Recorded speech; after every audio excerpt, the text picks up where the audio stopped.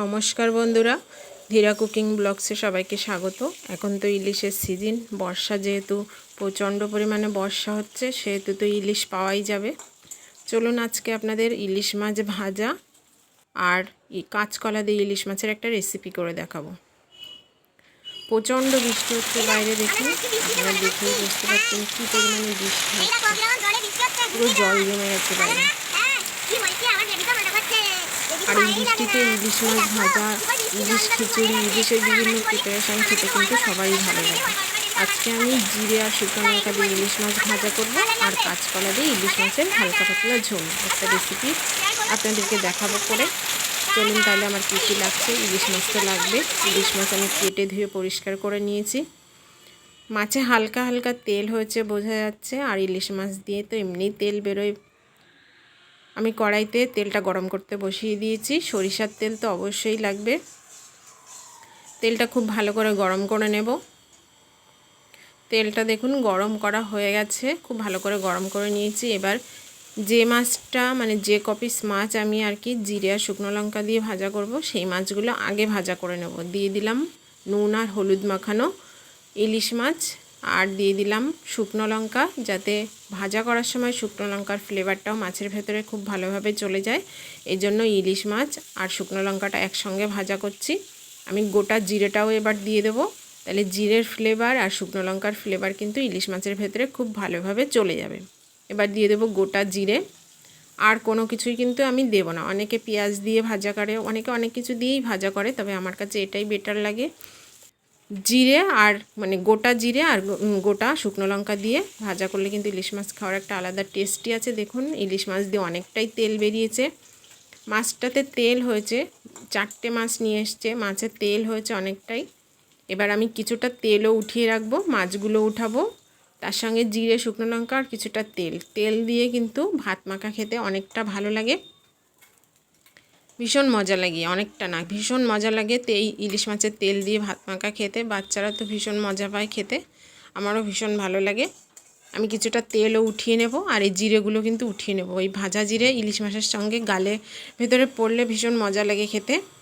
কিছুটা তেল উঠিয়ে নিয়েছি, আর যে তেল রয়েছে বাকি তেলে আমি যে মাছটা রান্না করব আর কি কাঁচকলা দিয়ে, সেই মাছগুলো সবই ভাজা করে নেব।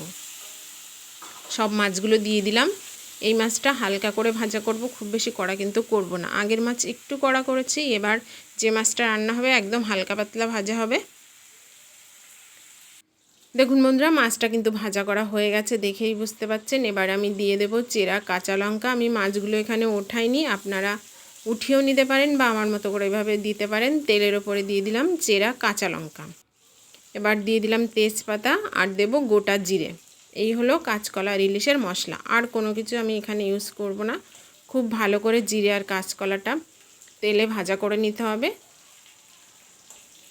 আমি ইলিশ মাছগুলো রেখে দিয়েছি, কারণ কাঁচকলা আর জিরের ফ্লেভারটা মাছের ভেতরে চলে যাবে। এই জন্য আমি ইলিশ মাছ, কাঁচা লঙ্কা, জিরে একসঙ্গেই ভাজা করছি।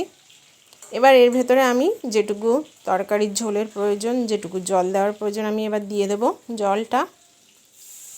তবে কাঁচকলা আর ইলিশ মাছ রান্না করতে কিন্তু খুব বেশি টাইম লাগে না, এজন্য খুব বেশি ঝোল আমি দেব না। ঝোল দিয়ে কিছুক্ষণ ফুটতে দেব।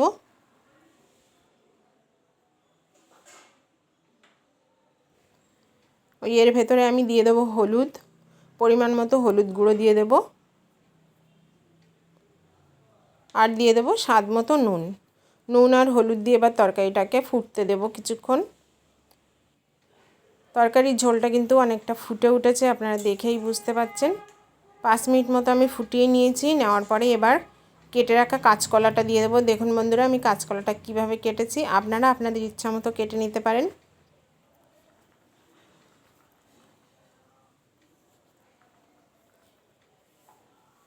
কেটে ধুয়ে রাখা কাঁচকলাটা এবার ঝোলের ভেতরে দিয়ে দিলাম। দিয়ে আমি ঢাকা দিয়ে 5 মিনিট রান্না করব।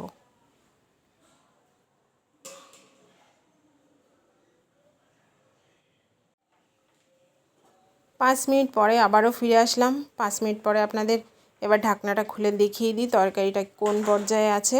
দেখুন বন্ধুরা, অনেকটাই কিন্তু হয়ে এসেছে। কাঁচকলা আর ইলিশ মাছের হালকা পাতলা ঝোল যে রেসিপিটা আপনাদের আমি দেখাতে চেয়েছি, সেটা কিন্তু প্রায় হয়ে এসেছে।